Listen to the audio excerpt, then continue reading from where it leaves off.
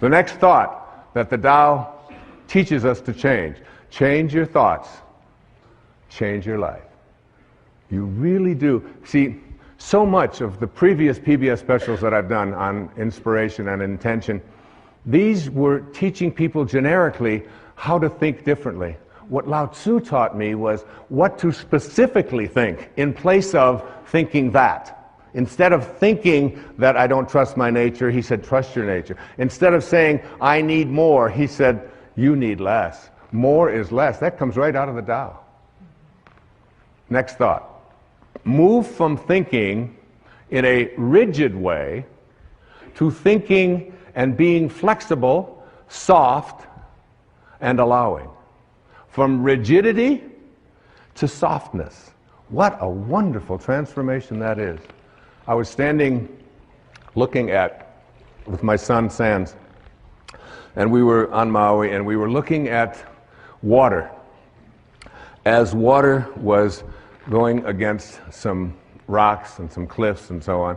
And in these pictures, in this moment, I said to my son, I said, which do you think is stronger?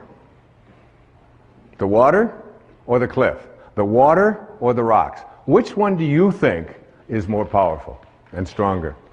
And he said, well, he said the rocks, obviously they're stronger and they're bigger and all. I said, water is very, very patient, isn't it? How much chance do those rocks have if they want to survive? I mean, what chance do they have?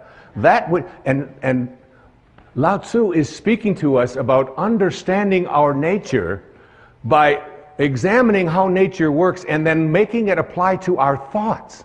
So that a soft thought, a thought that isn't a rigid thought, a thought that doesn't say you have to be this way or you have to be that way, a thought that is not stiff, a thought that water, there are so many references to water and what we can learn from water. You're 75% water. The planet is 75% water. We are water. The rest of us is just muscled water.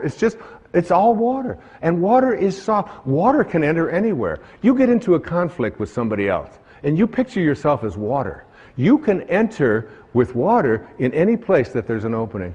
If you can visualize yourself as a being who moves into the space of water, if you can see yourself that way, you can just enter into those places in the people that you love, in your children, in your spouse, in anyone at all, and enter there softly. Here's verse 8.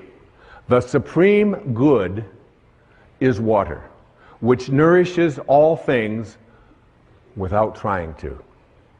And verse 78, right smack out of the Tao. Nothing in the world is softer and weaker than water. But for attacking the hard, the unyielding, nothing can surpass it. There is nothing like it. Here it is. I asked when they designed this set, this beautiful set, and thank you designers for this, I asked if I could have water on the stage. They did it. They figured it out. There's Now, I'm going to try to get some of this water, okay? So you get down here and you just, I'm going to just scoop this up. Okay, now tighter you hold it, the less chance you have of doing anything with it, isn't it? How can I experience water? The way to experience water is to just get soft. Just get unbending. And there it is. That's what water is. The minute I grasp it, the minute I try. And Lao Tzu is saying the same thing is true in everything in your life. The more you grasp, the more you try to hold on to it, the more you try to be rigid with it, the less control you have of it. The softer you are, the less rigid you are, the more flexible you are as a person, the more you can accomplish. And this is a great way to practice in parenting as well. And this idea that a rigid thought, how many times have you heard this idea that if I tell you something, I'm going to stay consistent with it. We have a set of rules, these are the rules, and we'll do it this way. In the Tao it says the more rules you make, the more rule breakers you create. It's true. The more rules you have in your house about how everything has to go. We had in our house, my wife would have a big jar of M&Ms. peanuts, with all these different multicolored ones. And the kids in our house, because we didn't feed them sugar and we didn't give them sodas and stuff like that, so they were just more like a decoration. Every once in a while someone would take them. They'd hardly ever be replaced. Now when we had kids come over to our house who weren't ever allowed to have such horrible things, you should have seen their behavior. They would scoop them up, they'd be putting them in their pockets, and they'd get their purses, and they'd open it up, and, the whole thing would be empty. I said, what are you doing? He said, well, you mean you could just have these whenever you want them? I said, well, we don't really have any rules about that. It's just, it's not something that we encourage or discourage. It's just there. It's like Emerson had a wonderful line. He said, a foolish consistency is the hobgoblin of little minds. A foolish consistency, a rigid consistency. So that there are many people who will say, if I say it on Monday, you can be absolutely certain that on Wednesday I'm going to believe the same thing, regardless of what might happen on Tuesday. Now Tuesday might have something real that you might want to be changing your mind. You might want to say, I thought that this time, but now I've seen this, and now we can shift. And you can see how this can become, and so much about the Tao is on leadership. Leadership in the family, leadership in the community, leadership geopolitically. Less rigidity, more openness, more willingness to listen and say, I changed my mind. Because a foolish consistency is the hobgoblin of little minds. And what I believed on Wednesday has changed because of what happened on Tuesday. Now, another important thing to say to your children, to your friends, to your lover, to your spouses, to whomever, to the people you work with, words that we're so terrified to say, but which give us a sense of living with the Tao. I don't know. I don't know. I'll look it up. Say it. I don't know. Doesn't hurt. Say it again. I don't know. Isn't it fearful? I mean, so many people, and it's like very freeing, because my kids ask me something, and I say, I don't know. They say, Dad, you know everything. You know everything. I said, well, I don't know that, and I'll look it up, or we'll try to find an answer to that, but I don't quite know. I know that I spent 20 years running, and I ran every day for 20 years. For 22 years, without missing a day. 8 miles. Never missed a day. That's rigid, all right? Some call that obsessive. But you brush your teeth every day, I used to say, and you don't call that obsessive. And you go to the bathroom every day, and you don't say, well, he's obsessively doing that again today. You don't do that. But anyway, what I learned is that even in the world of exercise, there are certain things that are built in to make us rigid, to make us stiff, to make us hard. And we lift, and we run, and we kick, and this is what we call working out. There's another kind of working out that is ancient. It goes back to the time of Lao Tzu and before, which is called yoga. And yoga means union. It means union with your source. And when you do yoga, you can stay in the same place. You can do the equivalent of 8 miles. When I used to run 8 miles, I had to run 4 miles that way, turn around, 4 miles back.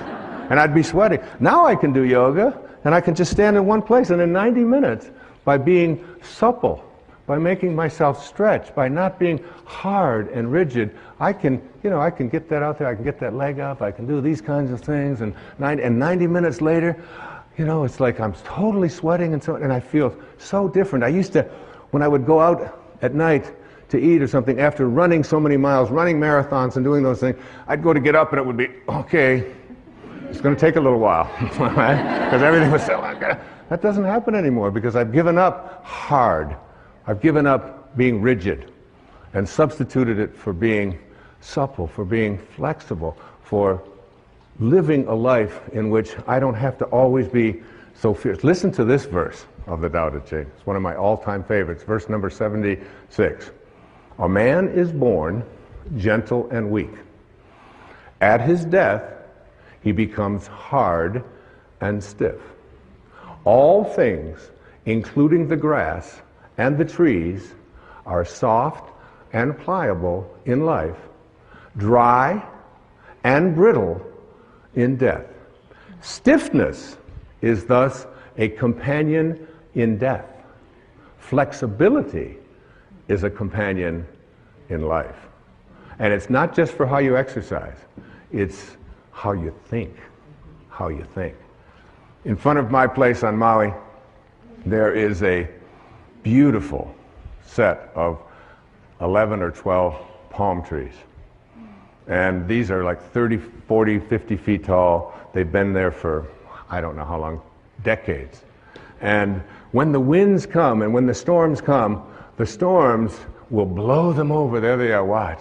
And they're just these amazing elastic things. I learned so much from these things. I go out there, when I wrote the essay in the book on the verse 73, I just went out there with the palm trees and I would just commune with these palm trees, and they go all the way up and then they come all the way back. That's a symbol for how we need to think in our own lives. In verse 73 it says, "It is heaven's way to conquer without striving. It does not ask, yet it is supplied with all that it needs. It does not hurry, yet it completes everything on time." One of my favorite lines from the Tao, one of the favorite beliefs from the Tao is this, that you're doing nothing. All of you, you're doing nothing. You're just being done. Just like you were the first 9 months of your life. You think you're out there and you're making this happen and you're making that happen and you've got all these rigid things and you have to apply your life this way. You're not doing anything. Any more than you were having your fingernails show up when they were supposed to. And look at you. Look at all of you. Look around. You know, it's like, you know, what held it in yesterday? You know, I don't know. I'm not doing anything. They fall out and they don't fall out no matter how hard I try to keep them in there. Finally, my kid said, "Give it up. Give it up." So I was over in England and they told me that I couldn't take my shampoo bottle